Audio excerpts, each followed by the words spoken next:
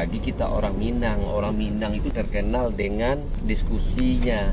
Demokrasi kuno itu adalah orang Minang. Kenapa disebut terkenal diskusinya?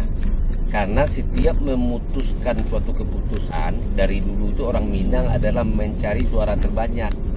Terus bagaimana supaya suara terbanyak itu juga menghasilkan hal yang bagus? Disitulah makanya orang Minang dulu itu dia terdidik untuk belajar, sehingga ketika lalu mengambil keputusan terbanyak itu hal yang memang bagus karena dia banyak pemikir gitu.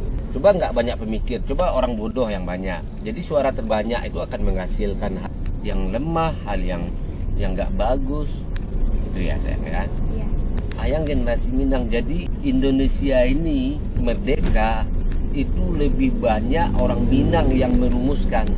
Wah, hebat kan? Dan orang Minang dulu itu dikejarannya jauh ke depan.